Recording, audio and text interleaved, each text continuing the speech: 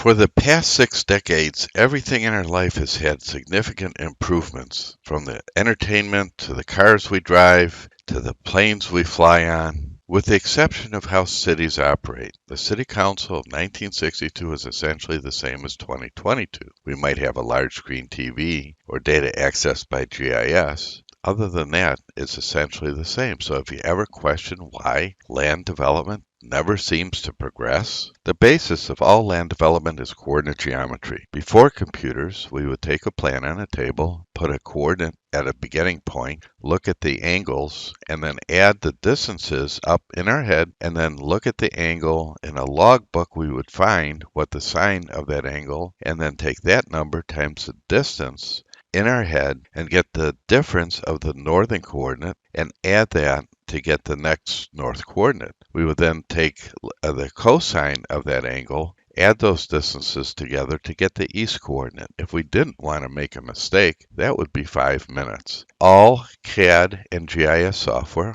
only automates past methods. Let's talk about stagnation.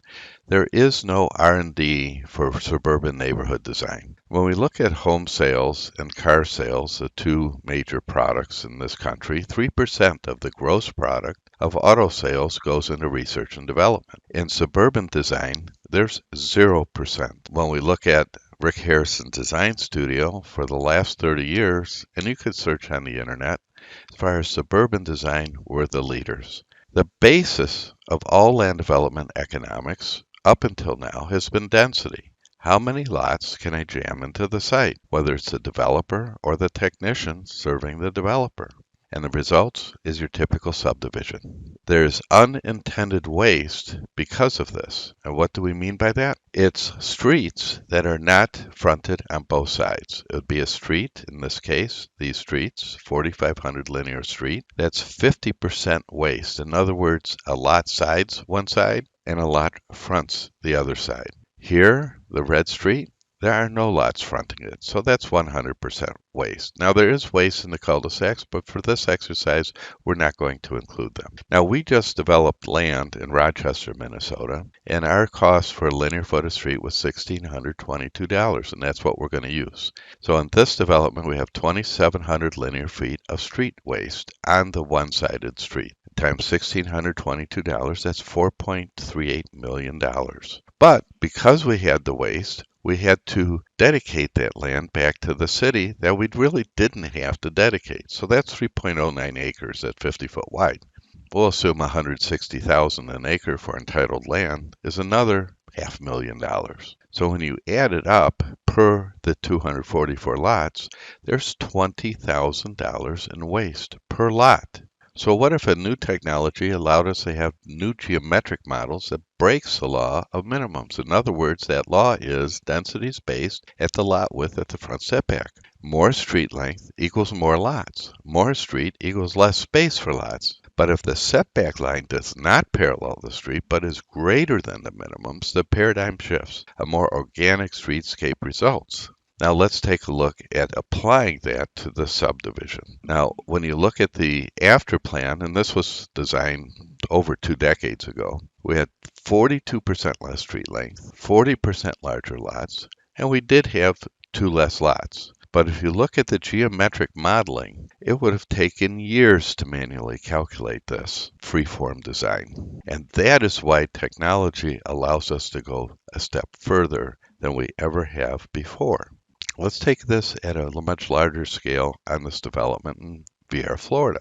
The original plan had 44,000 linear feet of street. When we look at the redesign of a much more efficient street pattern, we reduced the streets by almost 17,000 linear foot, or $27.2 million less in street construction. For the 703 homes, that's $39,000 roughly per home. Now we take the 19.2 acres that we didn't have to give to the city times they assumed 160,000 an acre.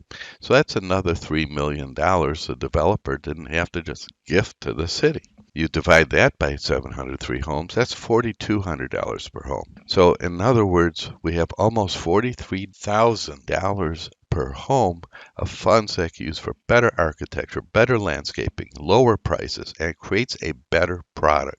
While we're on the subject of merging architecture and planning, let's take a look at the garden villas at the ponds at Highland Hills, otherwise known as bay homes. We have a zero lot line style lot that allows a private side yard in these association maintained units. The side parking allows less space between the garages. So in other words, we have the same or more parking and we're utilizing that side yard that's normally underutilized. All bay homes have a full front porch and they all are staggered for a panoramic view of space. The interior floor plan is coordinated with the exterior plan. Paved space plummets per home because it is an alley type home, but we're not necessarily building a street in front. So we're much more efficient home, much less cost to develop.